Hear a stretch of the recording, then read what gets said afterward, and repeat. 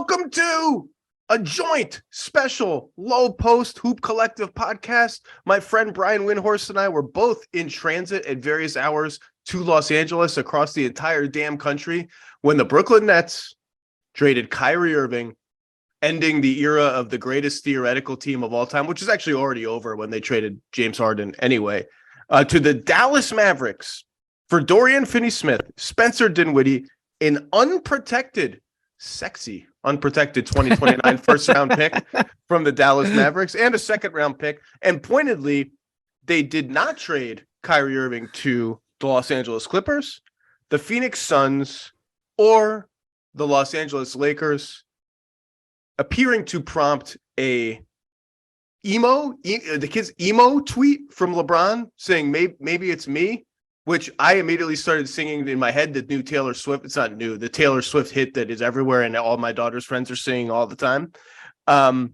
Wendy, there is a lot to unpack here as this kicked off trade deadline week. And actually, a lot of teams were relieved that it got done quickly so that other business can get done on a more reasonable timetable. Whether that other business will include one, Kevin Durant, is one of the big follow-up questions of this trade.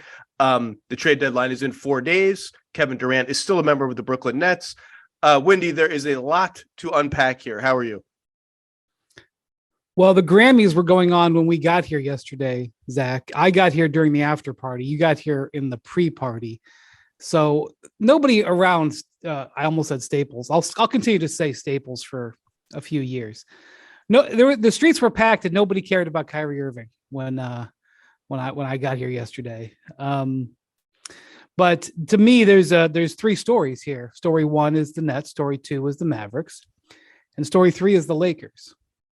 And because the situations the Lakers are in with where they're at and with Kyrie is just fascinating. And I feel like, obviously I talk to people nonstop, either on phone or by text after that trade yesterday, all the way out here, all the way to the coast. I was texting with people from multiple teams as I was flying. And, when you're doing that, you're very nervous. You might say the wrong thing to the wrong person.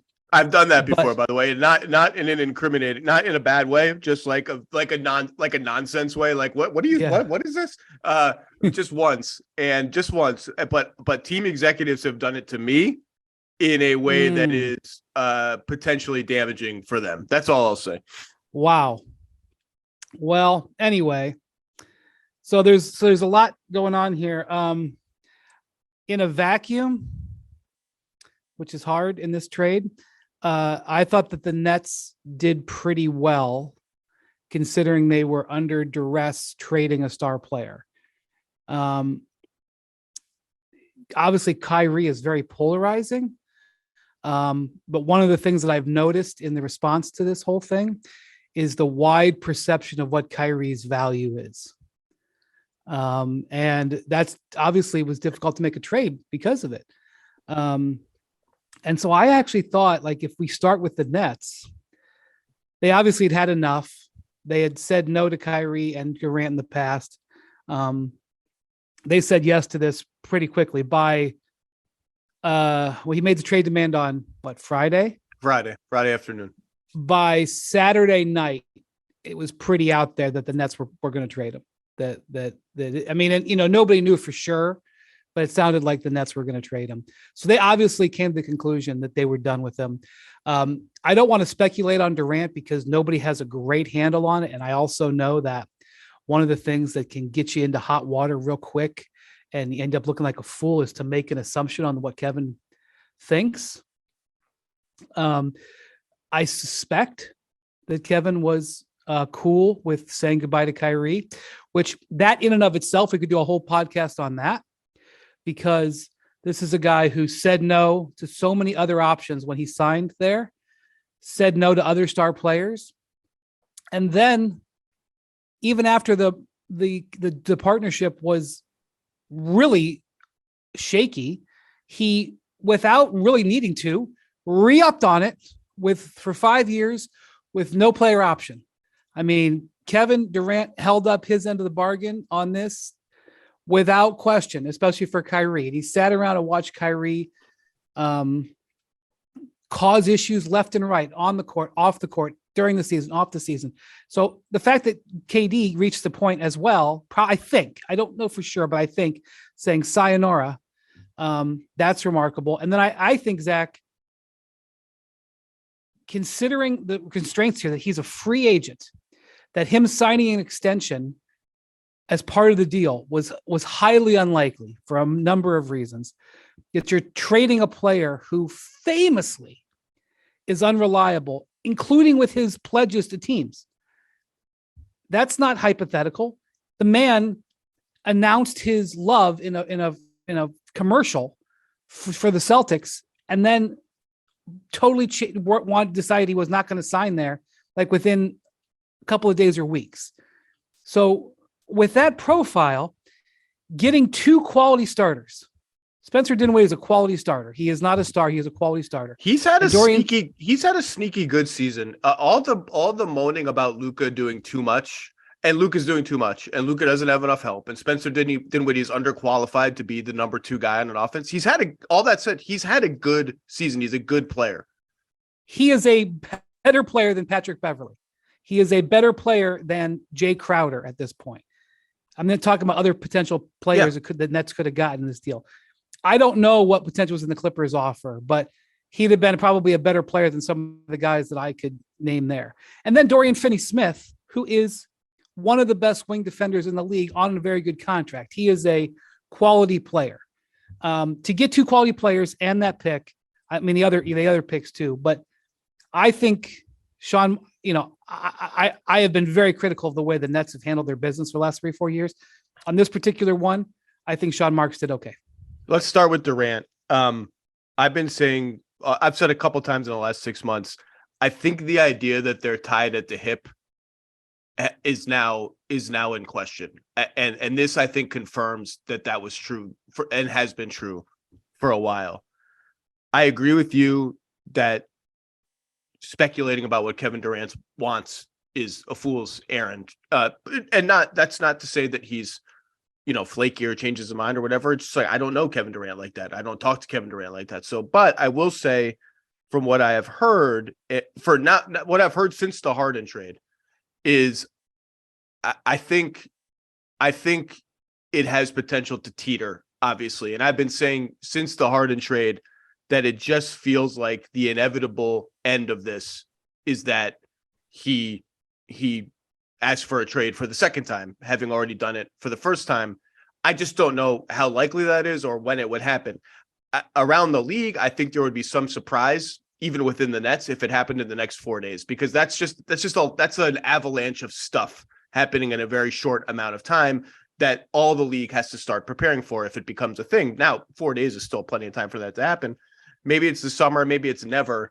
I still would bet on that. And like you used the phrase "in a vacuum," that's in my notes too. In a vacuum, this is a great trade for the Nets. Like you just went off on Kyrie Irving's reliability issues, blah, blah, blah. Like they got all they got. They got guys who help their team now, which is clearly a signal that they have not given up on the idea of Durant staying there. That to me supports Durant. Season. That's to me. And by the way, I said Beverly. I meant Westbrook, could have been Westbrook too. I feel the same way. It's fine. In a vacuum. The problem is like, and you want to celebrate the Nets for pulling that off in a vacuum. In that vacuum, that's nice. In the larger ecosystem of the NBA, you just don't ever want to be in a position of having to sell low on a star player. You don't want to be able, it's hard to, when you zoom out, it's hard to celebrate the return they got for Kyrie Irving after what they gave up in cap space and organizational culture and just time, other paths not taken for Kyrie Irving and Kevin Durant, but also Kyrie Irving. It's hard to celebrate. How about the star trade they made 1 year ago when you want to we're going to get to that. It's hard to celebrate Dorian Finney-Smith, and I love Dodo. He's awesome. And Dinwiddie and a 2029 pick in a second. It's hard to celebrate that when you look at what the Spurs got for DeJounte Murray and what the Cavs got for Donovan Mitchell and what the Wolves got for Rudy Gobert. It's just like it gets a little harder to celebrate that when you realize what was put in and what and what got out. And then it gets even harder to celebrate when you look at, this is why I'll just always believe that the Durant thing is teetering, because Durant comes to the Nets and the Nets trade all their best young players and draft picks for James Harden. James Harden becomes Ben Simmons and a couple of draft picks, a couple of draft assets, including a good Philly pick in 2027, I think. And hovering over all of this, the biggest problem for the Brooklyn Nets is not Kyrie, it's not Harden, it's not all this return that we're talking about. It's that Ben Simmons is a zero. Ben Simmons is a zero. People keep building these, like, look at they get if they trade for Ben Simmons. Like, Ben Simmons has $80 million due to him in the next 2 seasons after this one and doesn't produce. And it's one of the 3 worst contracts in the NBA. Let's just be honest. And he's a late scratch for like every third game. And like, I don't even know. I'm projecting the Nets' new starting lineup with Finney Smith and Dinwiddie and KD, and they still have Royce O'Neal and Joe Harris and Seth Curry and on and on. For now, we'll see who's on the team in 3 days. Is Ben Simmons a starter now? Like, are they ready to just cut bait on the Simmons Claxton? Like, why would I start Ben Simmons over any of those players I just mentioned? Claxton was a borderline all-star. He has to start. That's their biggest problem. When you look at the asset flow of what's happened to Brooklyn, it's just an unmitigated disaster. Yeah. And they can fight as hard as they can. They can call the Raptors, who are super active with 3 days to go, and see if they can cobble some of this new stuff into Anunoby or Siakam or whatever. And the Raptors are going to have strong offers, already do have strong offers for all those players. They can see what they can get in the summer. And maybe they'll finagle something that makes Durant happy. Maybe Durant will just be happy being in Brooklyn. Maybe he likes New York City. Maybe he likes, I know he likes Dorian Finney-Smith. That was a guy he wanted them to get if they went down any kind of road with Dallas. But it's just like, at some point, the talent is the talent, and the talent that's gone out the door is so overwhelming compared to the talent that's come in the door that it's just like, oof. Well, when you have to make under duress star trades, you usually lose. That's our friend Bill Simmons' old thing about 4 quarters don't make a dollar. So you've now broken the dollar twice, and you're probably going to be a net negative. I do think that the Nets are trying to pivot. This trade did not go through yet. I don't know when they've got a trade call set, but one of the reasons why you would delay putting the trade through would be to expand the trade to reroute players. This happens regularly in the modern NBA.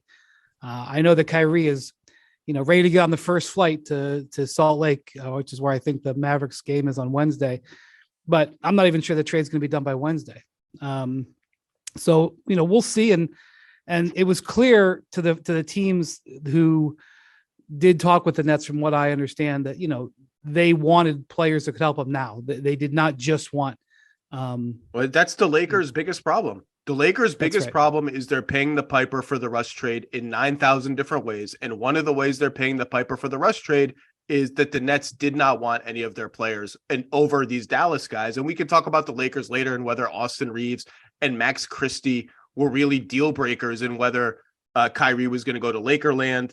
But they didn't have players the Nets wanted. That's the bottom. That is the most important reason that Kyrie Irving is not on the Lakers. It's not animosity toward the Lakers. It's not animosity toward Kyrie. I think both those things probably play into it. Like, there's a lot of variables. To me, the most important reason he's not on the Lakers is the Nets looked at the Lakers players and said, we don't want these guys, and we don't think we can flip them for anything good.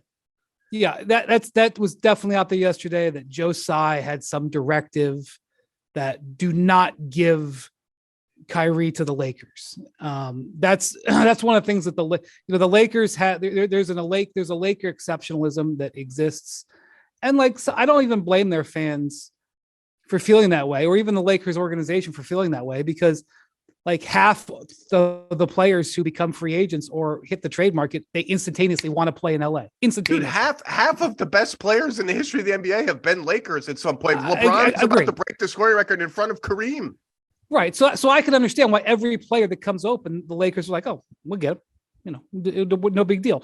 But also the concept that happens with the Lakers, that everybody's against them, that nobody wants to help them. I mean, in general, I think if all things are equal, a team would prefer not to help the Lakers because the Lakers have those advantages and there's jealousy. But how often are all things equal? And in this case, all things were not equal. The Mavericks had a better offer than the Lakers.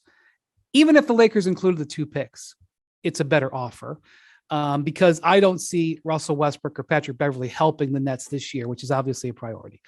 And I don't know what the Clippers put in there, but Dinwiddie and DFS are probably better than anything that the Clippers could have put in in terms of active players. And, the Suns, the Suns, it was reported yesterday that Chris Paul was involved in that and Jay Crowder. The Suns were very aggressive in pushing back on their interest in doing this trade. They absolutely talked to the Nets. There was absolutely a feel that Kyrie had a lot of interest in the Suns. And that was one of the reasons I think why the Suns investigated it. And I think that should be kept in mind for this summer. This is one of the things about the Lakers. The Lakers can still sign Kyrie this summer. It's not as simple. It's not as simple as just, that. That's a risk for the Mavs here is that, look, Hachimura is fine. Like he's been fine for the Lakers.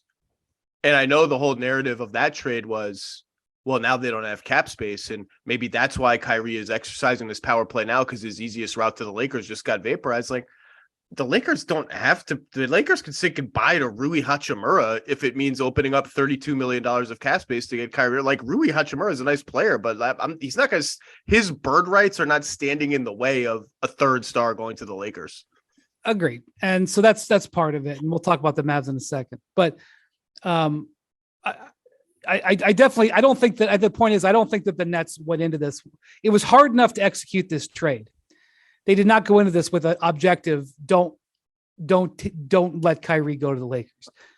I think the Lakers' burden was pretty high because of the lack of, quality frontline players that they had to offer. Can I, before we get to what was offered and what was not, and by the way, my least favorite part of this job is reconstructing what was offered and what was not, because no one tells. Yesterday was hard on that front. Yesterday was hard. This was as bad as Harden Simmons in the amount of crazy information that was hard to verify. And as I always say, like, there's a difference between spitballing with another team and making an offer to another team. And then the timing, even for the executives involved, the timing and memories get muddled because there's just so many calls going on. It's like, I think we talked about that guy like 2 weeks ago, but we never offered him. Anyway, before we get to all that, I would like to compliment Kyrie Irving and his agent, Shatalia Riley Irving, who's his stepmother. I think they actually played this pretty well. In June, when Kyrie tried to do this and said, here's my list of teams I'd accept a sign and trade to, I'm not really sure I want to be back in Brooklyn. The market was like, yeah, no thanks, buddy. We all just watched the last season happen. And there was nothing but the Lakers, and that didn't turn into anything either. It turns out they played their hand correctly, at least even if they did it by accident, guessing that in the middle of this season, with so many teams muddled in the middle, we will meet a moment of desperation where there will be more real offers to get us somewhere where we want to be and somewhere that we may get paid. How many years? We could talk about that later. And actually get moving. And they were right. Like that Mavs offer is a real offer. Some of these other offers that are being reported, even if they're 60% true, are real offers. Yeah. And he moved. And this is after Brian Windhorst, to talk about position of weakness that everybody was in, including Kyrie Irving, trying to get a real trade return for him. This is after 2 weeks ago saying, oh, the Mets we got no more halfway in players in this locker room this year, baby. We're going to be fine without Kevin. Yeah. This is after, and that was after saying he would never leave my man Seven.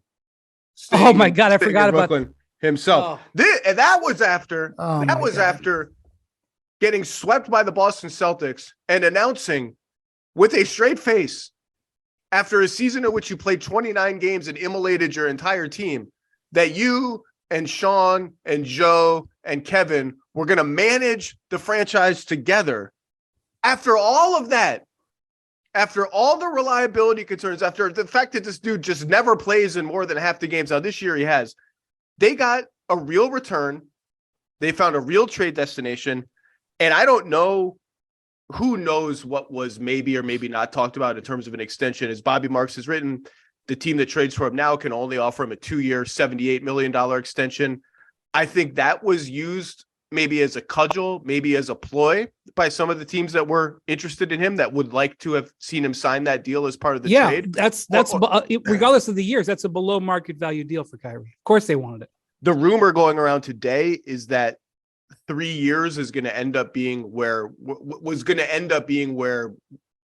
whatever team ended up with Kyrie Irving ended up on a new contract. We'll see, but they played their hand pretty well, and they were right that, you know, the Mavs are on the clock with Luka, and not only that, they look up at the Western Conference. Now, I don't love this trade for Dallas, and we'll get there soon, but they look up at the Western Conference like the Kings are 6 games over 500. The Warriors are about to miss Curry for a month. We're going to talk about that later. The Clippers just can't get really going. The Lakers can't get really going. Like, yeah, we traded 2 rotation players for 1.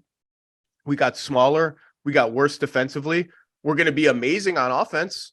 Who are we scared of in the West? Like, I don't really buy them as a contender. We can talk about that, but I don't know. I think Kyrie and his team actually, I begrudgingly say this because I just would not be in the business of having Kyrie Irving on my team, period, at this point. Agree. But I think I think they played it pretty well. What I don't understand is if you look at Kyrie Irving's numbers, they're the exact same this year as they were last year. I know last year he was only playing half the games, but why is all of a sudden nobody wanted to touch him in the summer, but now a bunch of teams want to touch him? It's just the scarcity of talent. That's why the Phoenix one, and I know we're not going to really talk too much about Phoenix because it didn't happen. Chris Paul, Jay Crowder, and draft equity was reported. I know that people around Chris Paul are kind of trying to figure out like how real that was. That one it doesn't, I'm not saying it's wrong because I don't know. It doesn't pass the smell test for me. Like, why am I doing that? What I get, look, I get the aging thing with Chris Paul. I get all that. It's like, I'm upending my team for this dude. I just don't get it. Something is off with that one to me. Yeah. Again, this is where we get into the shades of gray where, you know, you could say it was exploratory or it was real. Which was it? You know, the thing about the Suns, first off, they're going to have a new owner. They essentially have a new owner now. Matt Ishbia was at the game in Detroit, which is where he lives. I think he lives in maybe Grand Rapids, but he lives in the Detroit area. The Suns were in Detroit on Saturday. James Jones was in Detroit on Saturday. I think they did a little bit more than say hello to each other. Okay. So Ishbia is already involved. He's going to get the team either Tuesday or Wednesday. So his role in all this is a little bit, we don't know. Like, so the Suns started doing things with the new owner. Like, I don't know. I mean, I've heard people talk to me about Ishbia, but I don't know what he's doing. For all I know, well, I don't want to speculate, but the Suns are into a gray area in general right now because they're changing owners hours before the trade deadline on a team that's underachieving, that is on its own clock, high expectations. So the Suns, I believe, even beyond this trade deadline, are going to go into a period where we're really not going to have a good feel and a way to project what they're going to do. The Chris Paul thing in and of itself is interesting because his contract next year is only half guaranteed. It's $30 million, $15 million guaranteed. They could obviously just keep him. They could trade him, or there's a third option. They could waive and stretch him this summer. Then all of a sudden the cap hit is $5 million and not $15 million. And they would have to do some other business, but they could be a cap space team. You know, I don't know if they could get to the number where they would go after a guy like Kyrie Irving, but they might be able to get to the number to go after another free agent point guard, like maybe Fred VanVleet. Like, having a discussion about whether they want Chris Paul to be their franchise point guard after this season is a legitimate thing. Reasonable, totally reasonable. Because of the way he's playing this year and the structure of his contract. So I think it's responsible within an organization to do that. The problem is that when it gets out there about your business, it obviously causes a lot of problems. But the Suns, to my knowledge, were not the bidders at the end. I think at the end it was Lakers and Mavs. Yeah, Lakers and Mavs. let's talk And about the Mavs. You want to talk about the Mavs first? Let's talk about the Mavs. And that was before we get there. The Clippers. I don't know exactly what was offered. It's been reported that it was Mann, Kennard, a pick, and a couple of swaps. I don't believe that to be accurate. I think whatever the offer was, it was less than that, and maybe substantially less than that, and that they were not in it at the end. For the ones who get it done, Grainger offers high-quality supplies and solutions for every industry, as well as access to product specialists who have the knowledge and experience to answer your toughest questions.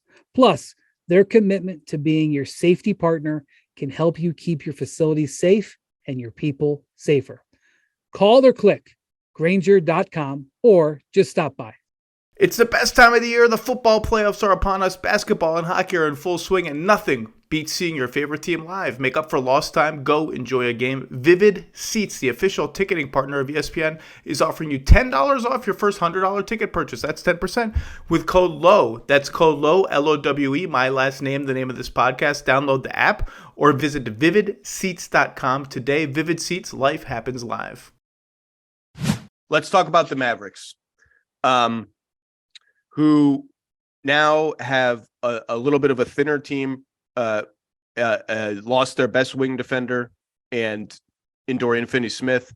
And their options are generally either play more smaller, where Luka is sort of the de facto power forward. You could maybe start Kyrie, Bullock, Tim Hardaway Jr., Luka Doncic, and a big man.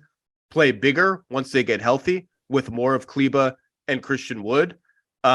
This is a big moment for Josh Green, who I think maybe they should just start over Tim Hardaway Jr. or Reggie Bullock, pick one of them. He's having a sensational shooting season, 55% overall, I think 41% on threes. He's a much better defender than Hardaway, a little stouter on defense, and he's just kind of a smart ball mover. It's a big moment for him. And again, the defense is an obvious question. It doesn't take a genius to see that. The age gap between Kyrie and Luka is almost 8 years. That's always interesting when something like that happens, particularly when the best player is the younger player and not the 31-year-old player, as was the case when LeBron and Kyrie were together. These are all obvious questions. They can by trading only the 2029 pick unprotected, they still have some draft ammo. Once they send this pick to the Knicks this year, all four of their 24, 25, 26, and 27 first rounders are unencumbered. They can't trade all four because of the stepping rule, but they could trade two of those.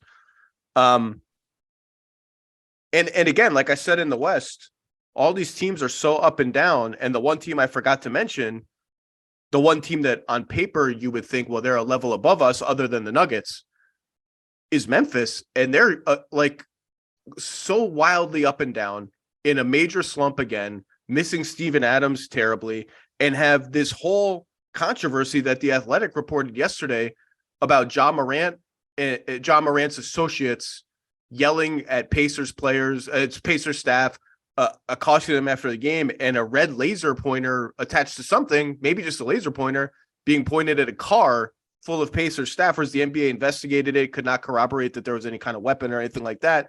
But the Grizz are all of a sudden like, and by the way, an obvious Durant team, if Durant ever became available, they're all of a sudden a little bit like, whoa, are they kind of too young and inexperienced for all this?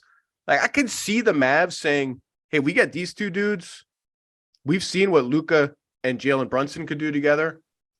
We're getting a super duper offensive version of Jalen Brunson. We can pair them in the pick and roll, just like Kyrie paired with LeBron in what became the Cavs' go-to play against Stephen Curry and the Warriors. And anytime they were stressed, that was the go-to play. You can't switch it, can't hedge it, can't drop it. There's no good answer for it. I just look at this team and I think I don't think I buy it as a contender as presently constructed. I think they could be good. I understand the chaos in the West has a little bit of an opening. Maybe their offense is going to be so good that I'm wrong. I just have enough questions about their defense and their depth, I guess. What's your take? This team continues to remind me so much of the Cavs the first time LeBron was there. I just can't help it. And the parallels are unbelievable. I've gone over this before, but they botched the situation with Jalen Brunson. The Cavs botched the situation with Carlos Boozer. Both I think Boozer did making some an all-star team or two, both high, borderline all-star players that were really good with their star. They both sort of achieve, they are ahead of schedule. The Cavs made the finals their second year in the playoffs with LeBron, second year in the playoffs with Luka. I think it was the second year. The Mavericks make the conference finals. And the pressure that starts to feel like, how do we get a second star? How do we get a guy for Luka? I remember 2 years before LeBron left, the Cavs trade for Ben Wallace, who, different NBA, obviously, but the concept was, this guy was going to be a defensive monster, and he was past his prime, and he wasn't. And then, later they traded for Antoine Jameson and Shaquille O'Neal, but, Ben Wallace was the first kind of big move. And that's what I look at here. The Mavericks are living in a world where Luka is sitting there, and I know he's under long-term contract. LeBron was under long-term contract. He had multiple years, but they're if you're Luka, you're sitting there going, Kristaps Porzingis is doing okay with the Wizards. He's not a star, but he's doing okay. Jalen Brunson is being great for the Knicks. These are two guys that walked out the door. I know they have Dinwiddie, but these guys are two guys who walked out the door that, would be nice to have them on the team. And so I don't think the word desperate is accurate. But the Mavericks felt a little bit of pressure. Obviously, you don't trade for Kyrie Irving. You don't trade real stuff for Kyrie Irving if you don't feel pressure. But I do think it's a bit of a hedge. And when I talked to a bunch of just so many people yesterday. There's certainly a faction of some people thought I was crazy. Some people said to me, no, it's absolutely a desperation trade. You're out of your mind. But that's just a raw feeling. They also kind of want to put down the Mavericks, whatever, because another team makes a big deal. It's not them. They feel a certain way. You have certain people who look at things a little bit differently. But I talked to multiple people yesterday who said this is kind of a hedge, because if this works out, which I would bet against, but if this works out, great. Now they have Luka and Kyrie. They maybe get Kyrie on a less than 4-year deal. I think 2 years is what teams probably want. Kyrie's probably going to want 4. They'll probably settle on 3 if he stays there. That'll probably end up where the other next team gets him, where whoever that team is. And I wish him luck, because he's taken wrecking ball to 3 straight teams. I have no reason to believe it won't be 4 or 5. But if it works out, great. They've definitely got another star and for everything that you talked about. If it doesn't, if this is an implosion and Kyrie torpedoes another situation and they get to the summer, they still have options in their hand. They'll have Kyrie's bird rights. They could sign and trade him. We just talked about how there were 4 teams in a day and a half that were at least interested in making some sort of offer. The chances are there will be some teams this summer that would have interest in Kyrie Irving. If Kyrie Irving just walks away, they are in position, and they'd have to say goodbye to Chris Wood, but I don't think that's a deal breaker. They could have over $30 million in cap space. Is Darren Williams a free agent this summer? He is available. Dwight's probably a free agent this summer. Yeah. Well, like I said, the Cavs. DeAndre Jordan. They could try to reverse kidnap DeAndre Jordan again. A reverse kidnap. I'm just saying. We all talked a big game about the Mavericks cap space, and the Mavericks cap space just never gets them anything. Hey, Zach, that is a completely reasonable thing to say. Then again, they haven't had Luka. They have Luka, in his prime. But if by the way, people said this to me yesterday. Don't talk to me about Mavericks cap space, and that's fine. But they still have that off ramp. It's still sitting there and exists for them. And as you mentioned, they have first round picks. Now, Bontemps yesterday was screaming at me because I was talking about the Mavs. It sounds terrible, by the way. Yeah, that the Mavs have cap space. And he's like, what do they have to trade? Don't tell me about their cap space. They just gave away the players that they would have to trade. But they are not in the same boat as the Lakers would have been. where if they did this deal, the Lakers would literally have nothing. The Mavericks still have some stuff. So I would not have traded for Kyrie Irving. Okay. I'm not, in my personal opinion, I would not bring him into my program. And it is a litany of reasons and the definition of insanity and all that stuff. I don't see why now Kyrie Irving everything's A-okay. And last year he was, a lightning rod because he is playing. It would be one thing if he averaged 17 points last year and shot 35%. Look at this year's numbers. They're exactly the same. He is the exact same player with the exact same problems. And why teams want him now and didn't want him then is the definition of why the NBA is crazy. But you got to give it to him. I think the Mavericks hedged. That's what I think. And you got to give it to Kyrie.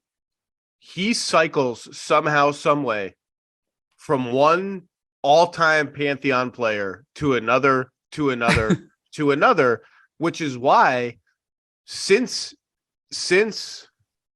Cleveland with LeBron, you can just look it up. His team's records, whether he plays or does not play, are literally exactly the same. The winning percentage is exactly the same.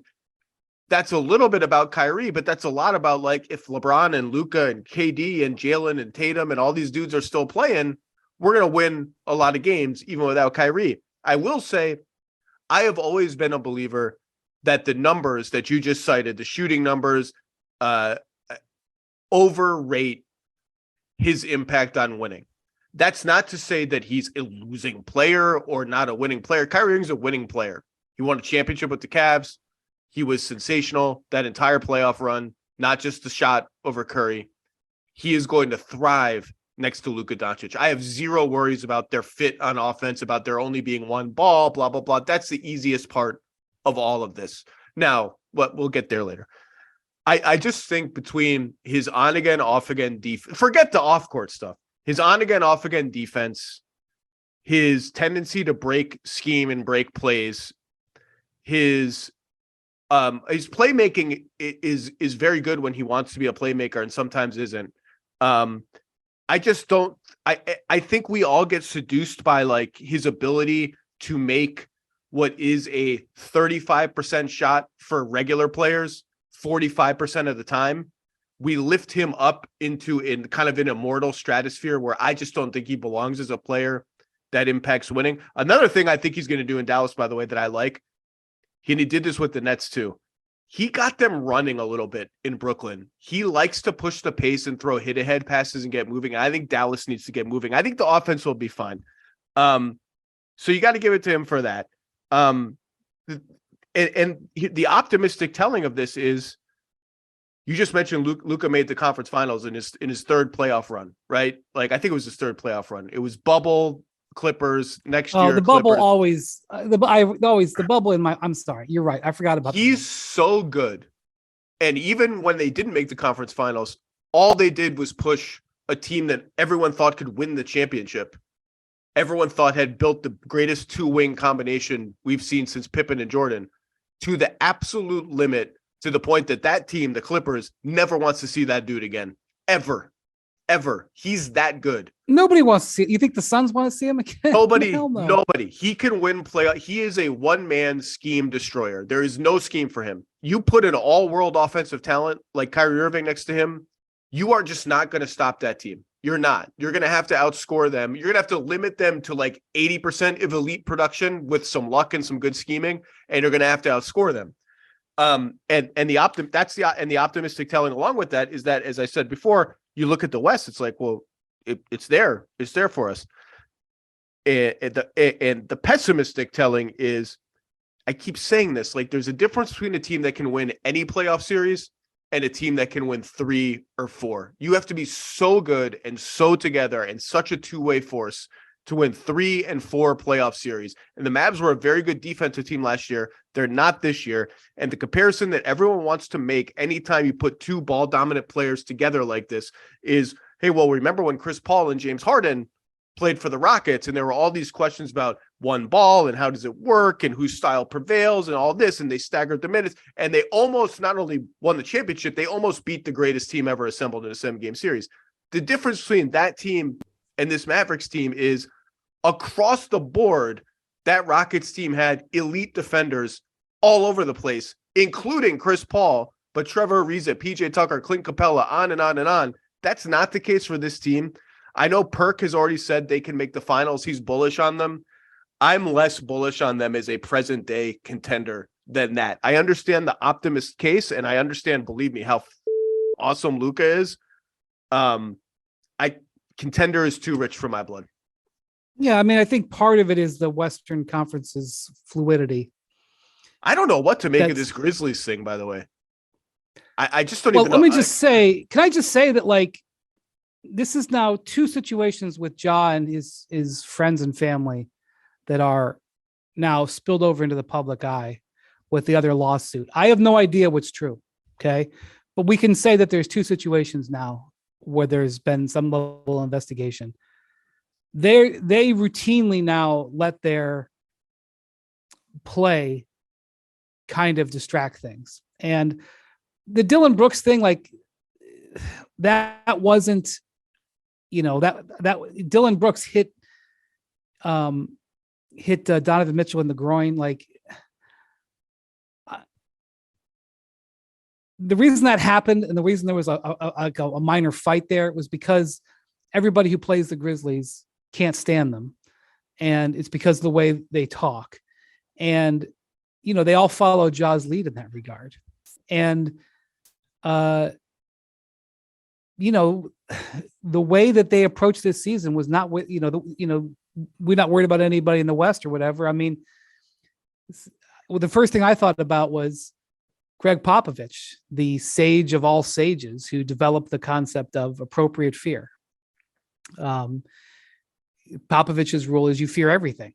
You handle your business because you fear everything. You don't pass out, but you prepare for every situation and every opponent with the appropriate amount of fear that they can beat you.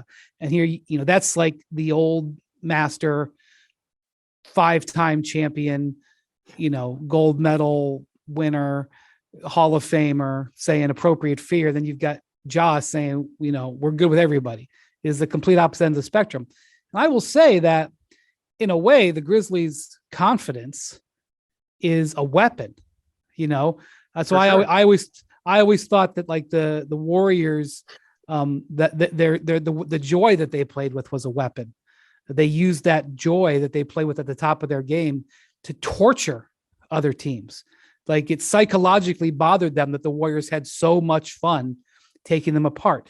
The confidence that the Grizzlies play with dissipates their lack of experience because, but there is a downside to playing with that. And frankly, they're borderline out of control, and their being out of control is causing all kinds of problems. And as you just said, if you're going to win 3 playoff series or 4 to win the whole thing, you've got to show control, and they are not in control, and Ja is not in control, and it's worrisome. But I do want to talk before we, that's a separate thing, and you can say what you want about that. But I do want to talk about the Lakers. But yeah, go ahead.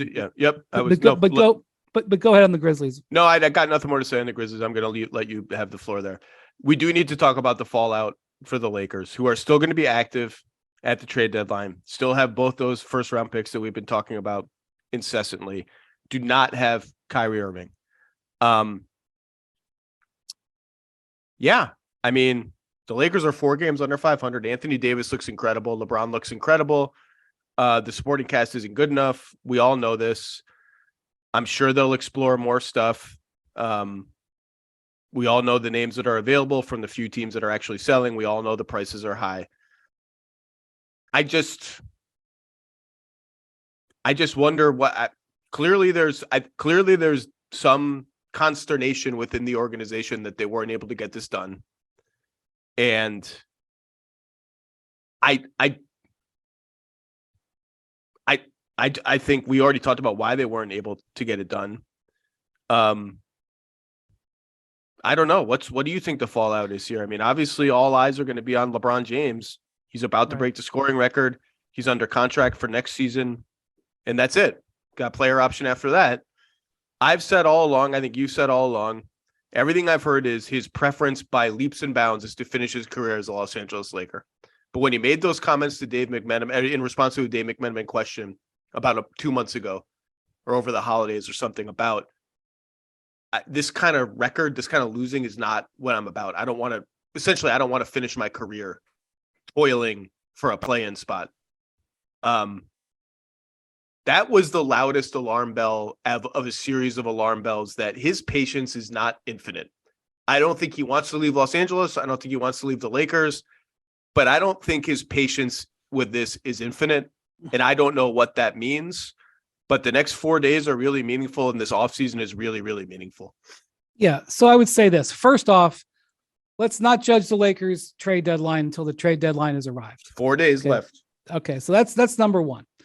And I would say the same thing. If LeBron was sitting here right now, he wouldn't want to listen to me, but I'd say the same thing. And but by the way, same applies to the Mavs, the Nets, the Suns, the Clippers, all these teams we're talking about. For sure. That's number one. So let's see. Is Rob Pelinka under some heat? Yes, absolutely. But Rob Pelinka was already under heat. Okay. I wrote a piece that published on ESPN.com today directly basically about the Lakers situation. And that is that the Lakers are trying to behave like a responsible franchise. And LeBron is trying to behave like a responsible superstar. He signs the extension when he absolutely didn't need to. He didn't need the money. He didn't need the security. He signs that extension. And not only does it remove his free agency from being an issue at all for now, but it takes up any trade. He's not allowed to be traded for Michael Jordan, Wilt Chamberlain in their prime. I keep seeing people make this mistake. I'm sure people listening to this podcast, listening 40 minutes in, they know that. But LeBron cannot be traded. So he does that. He has said how many times? 20 times this year when he's asked publicly about trades or whatever. That's Rob's job. That's Rob's job. That's Rob's job. Which obviously LeBron has incredible influence and retains that incredible influence. But he's sort of bent over backwards to not put any kind of public pressure on them. Now, part of that is because the Westbrook trade was such a disaster that he's like, I'm out of that right now. I don't want to be a part of that. But he's trying to help the organization do that. At one point, I think he gave an interview after a game, said that, and then he had a discussion with Sam Amick from The Athletic on the way to the bus. And Sam reported something they said, and LeBron immediately jumped in on Twitter and clarified it because he has moments where he wavers, but he's trying. You know that scene in Pulp Fiction. You think your listeners trying to be the shepherd. I'm trying to be. I'm trying. What I can't remember the character he said. I'm trying Ringo or whatever. Trying real hard to be the shepherd. Okay, he's trying so hard. Now I just want to do 15 minutes on how Pulp Fiction is amazing. Yes. But we can't do that. I would love to do that. I'd love to do an hour. Pelinka is trying to be a responsible general manager, right? He's trying not to go all in for things that are not really good fits. He's trying not to get beat in negotiations, right? He's trying to be a responsible general manager operating with a very limited number of assets. He's again said on the record several times, we have to be judicious. We have to be careful. Like in the textbook for how a team is supposed to operate with its star, the Lakers are behaving like a functional team. The problem is their circumstances make it a completely non-normal situation. And so here they're sitting in third place with a 38-year-old having this incredible season with the clock on his career banging in the distance. And they have a guy, I would go so far as to say that Kyrie is the best perimeter teammate LeBron has ever had. Their games are a perfect match for each other. Now, the problem is Kyrie doesn't like to play that way, and that was one of the reasons why he pulled the ripcord. But what do you need next to LeBron? Play what way? The perfect way for LeBron to be able to play, especially in a playoff setting, is somebody who can take a possession, let him take a possession or two off, where he completely is the shot creator. LeBron can go stand over in the corner and rest because you need that in the playoffs. And the guy can cook. All right. Doesn't need LeBron's help. All right. But also can go be a spot up shooter, but also can be a pick and roll player. That is ideal. I guess the most ideal would be a player in that situation who could also defend. But like, that's a better fit than Dwayne Wade. Dwayne Wade can't shoot. Dwayne Wade can't floor space for LeBron. So Kyrie and LeBron were perfect together. That team in 2015 was awesome.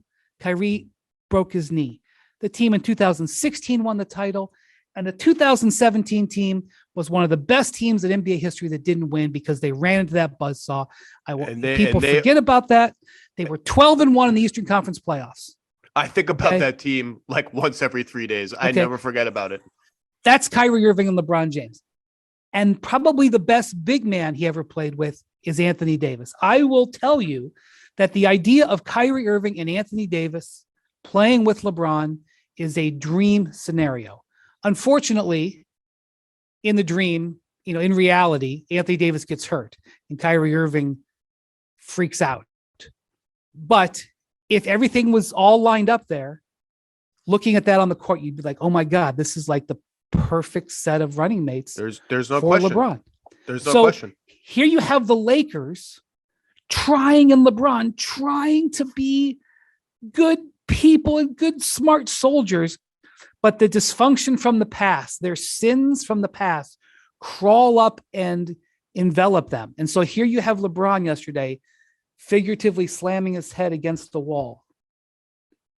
Why can't this work for me? Why can't this work for me? Why can't this work for me? And the Lakers saying, we're just trying to be responsible. And the thing is, like, they're both right. And that is the story of the 2022-23 Lakers, a functional team that cannot outrun its past dysfunction. And that is why LeBron is frustrated. And that is why Pelinka is in a tough spot. And that is why, part of this team is probably at the end of the day not going to be successful. LeBron, AD, and Kyrie, when healthy, with whatever is left over, can absolutely win the championship. Yes. Now, when healthy and available, obviously, is a giant question mark for every team, more so for that theoretical threesome than some others. Absolutely can win the title. That's how good those three dudes are together. Completely in agreement on that. And that's why this idea that the Lakers were willing to offer both picks and Russ, and then balked when the Nets were like, well, we want Austin Reeves and Max Christie in a swap. I just don't. Maybe that's true. Maybe there was a communication gap between the teams, as happens sometimes in these things. I just feel like if both picks are in, and I am not 100% sure that was the case, but I would guess that you can't be in the conversation, I don't think, if you're the Lakers without both picks being in, given that Russ is just dead money to the Nets. And it's difficult for them to protect either of those picks because of the 7-year rule. They can't trade anything past 2029, and they traded their 2029 second round pick to the Wizards for Rui Hachimura. So they can't do the thing where, like, well, if you don't get this 2029 first, it becomes a second. They don't have a second. Where are you on the picks and whether they were both in? I think they were both in. I do too. But here's the thing. I really think the Lakers were interested in making sure they could get Kyrie signed to an extension. I think the Lakers were worried. The two year 78. Yeah. And to be clear, that's all Kyrie could sign for. I know you've said that. There's a bunch of different reasons why you'd want Kyrie on that extension, one of which is it's below market value. Okay. But the Lakers were in a position where, living with the scars of the Westbrook trade, where they painted themselves into an absolute corner, where they're still in that corner. They're sort of tiptoeing against the wall, trying to get out of it. They couldn't, and again, in a vacuum, they couldn't repaint themselves into a corner again. Because again, even if Kyrie comes off the private jet in purple and gold and tattoos the 17 titles across his forehead and, announces that his love for playing for the Lakers, you can't trust him. You can't trust him. I don't care what he says. he could very easily just say on July 1st, I'm going to go play for the Red Sox. Like, so I kind of get why the Lakers were like, look, our investment, like, this is it. Like, this is a trade we're making. We've got to protect it. And so I think it was very hard for the Lakers to give everything they possibly had for something that was not locked down. And I don't think Kyrie would sign that extension. I don't think I would advise him, again, in a vacuum. This is a laboratory and I was presented with the data. I would say to Kyrie, do not sign that extension. So I think the Lakers were always going to be in a hard place, giving everything that they had, the swaps, the young players. Again, you can make the statement, how could you not include Austin Reeves? You didn't get Kyrie Irving for Austin Reeves. Like, you can make that statement and it can sound good and it's awesome for sports talk radio. And I'm sure Pelinka will get whipped with it or whatever, but that's not exactly true. It's way more nuanced than that. And I recognize that in this moment, we're all feeling this way. Like, it's not a moment for nuance, but I think the Lakers were just trying to protect themselves, but the scars and the dysfunction of the past caught up with them. And that's why they don't have Kyrie Irving. Should we talk about, is there anything more on this trade, or should we quickly talk about Steph Curry potentially missing some time and what we think about that? Yeah.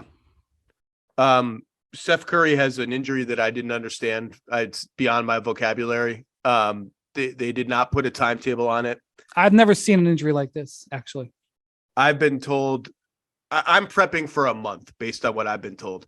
I think it could be less, but less just get you to All-Stars, so they're not going to bring them back for a game before All-Star. It could be more. If it doesn't, it could be 5-6 weeks. From what I understand, the injury is not that severe in terms of structural damage, but it's very painful. And so, and so that's, but again, I'm not an orthopedist, but go ahead. So if he misses a month, that's about 12 to 13 games. And this is, we did this last time and I cautioned people against it. Like, there's always this panic about, oh my God, they're doomed. Look where they are in the standings. They're going to fall. And then you wake up and they're like, oh, they went 5-5 without Steph Curry. They're 7-8 for the season without Steph Curry. Wiggins missed a bunch of those games too. He's back. He still kind of doesn't look like Wiggins yet, but he's fine. Their schedule over those 12 to 13 games is pretty easy. Not pretty easy. It's just middling. In fact, weirdly, 7 of those 12 games are against either the Lakers, the Clippers, or the Blazers, who are all in their sort of stratosphere. And how many are at home? That's all I care about. It's even. It's pretty even. But okay. 3 of their next 12 games are against the Lakers. He's going to miss 3 Lakers games in this stretch. And yeah, they're 1 game over 500. If they go 3-9, that's going to be a problem. They shouldn't go 3-9 based on how they've played without Curry, when they know there's a difference between Curry on the bench in games and knowing Curry's not going to play and rejiggering your rotation to account for that. And the other thing is, like, again, all this panic about what their record is going to be. All these other teams are 500 teams. They're all going to be 500. Like, that's what they all are 500 teams. It's unlikely that New Orleans is a 500 team now. Yeah, they're going to go 10-1 in their next 11 games. Like, so I think it's survivable for them. It doesn't really change my long-term outlook for their season. It's going to be a low-ish playoff seed for them if they get into the playoffs or the play-in. But, that's where I am with the Warriors. Any other Warriors thoughts? I think obviously Curry's MVP case, if he had any left, is now going to be over. Yeah, I agree. So the crazy thing about the Warriors, I don't know where the stat is right now. I think coming into the game that we had on national TV on Saturday night, they were 4th in defense at home and 28th in defense on the road. That is, to me, a complete it's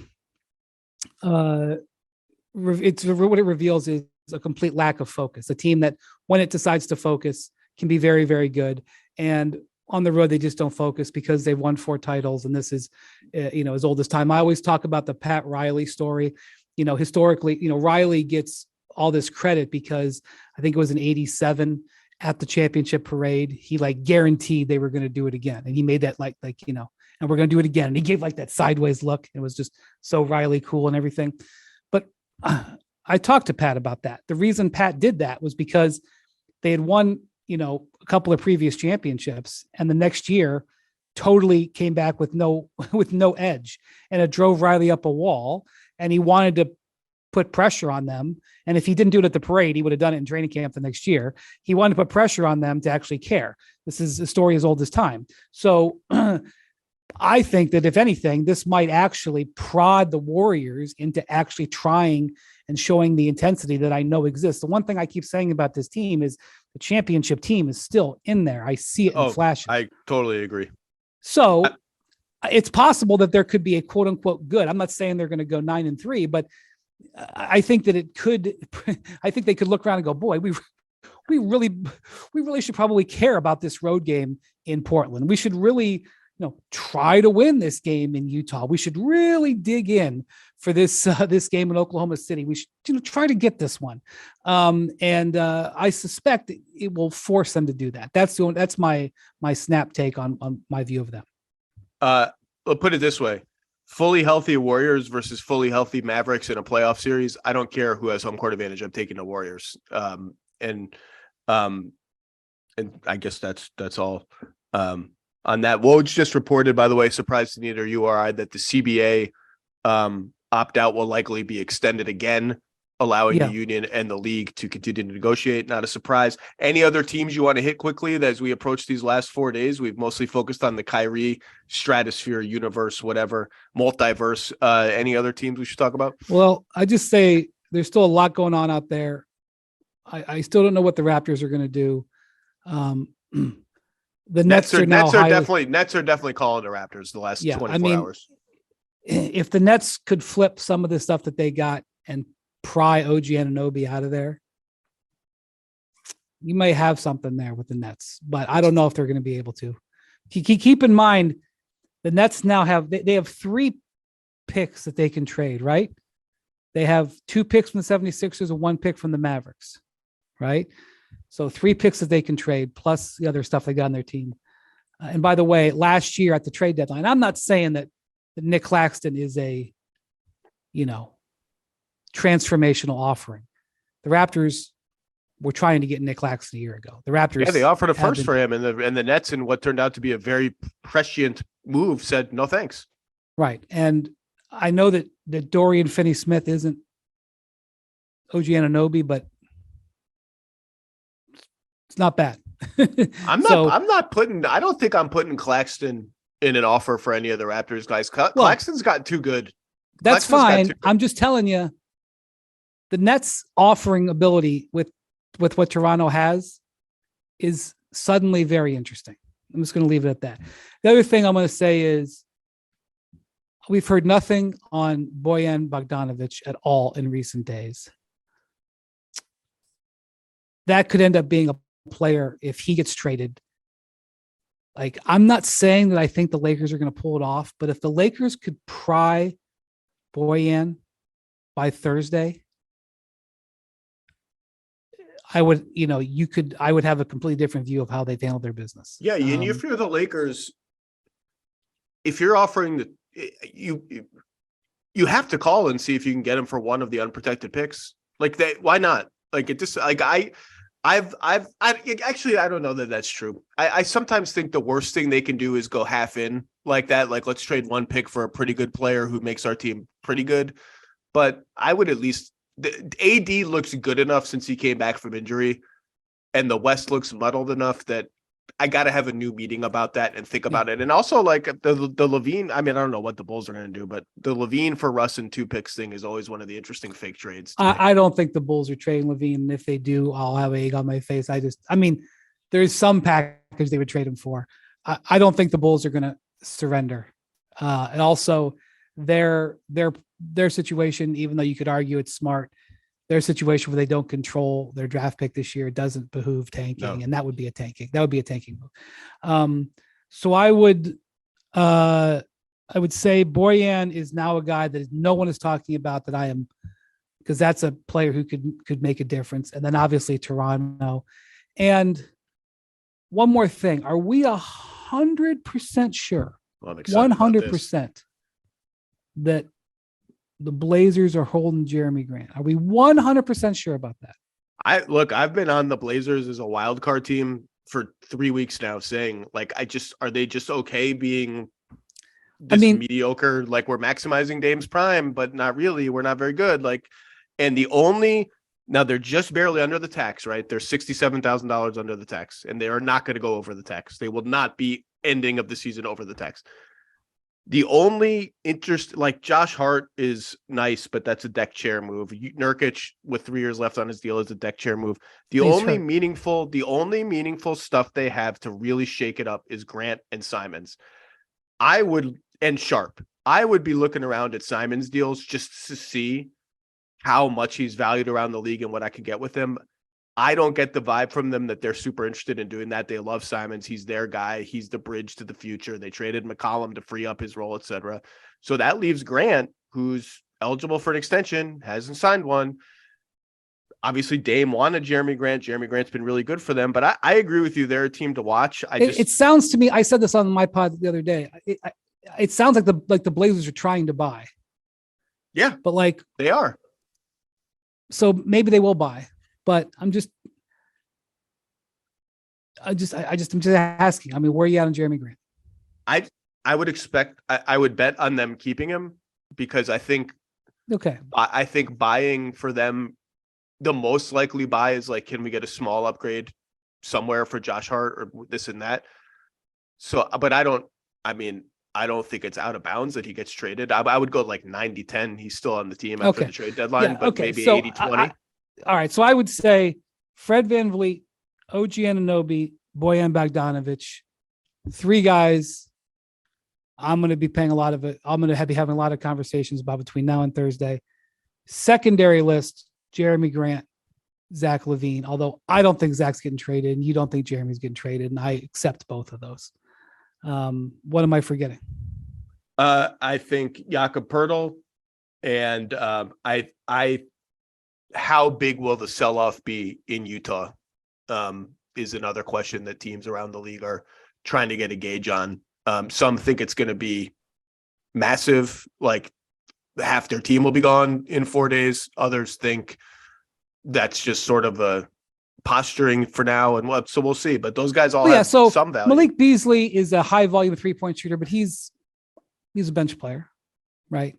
Jared Vanderbilt is a bench player. Again, high motor. He's a bench player. Mike Conley would be interesting, but he is a supporting role player. I'm not so sure that a deal completely changes. Like there's some people who think that the Lakers should go get all 3. Put the same offer on the table, and go get those 3 players. That would be an interesting move. I'd rather trade 1 pick for Bogdanovic than 2 picks for the Utah guys poo-poo platter. I agree. All right, Wendy, you got to go do TV. We're both going to be on TV later today. It's now 7:10 a.m. in Los Angeles. We did this at 6 a.m. to get this to you guys as fast as possible. 4 days till the trade deadline. And by the way, LeBron might break the all-time scoring record either tomorrow or Thursday. So buckle up. It's going to be a busy week in the NBA. Wendy, thank you, sir. Thanks, Zach.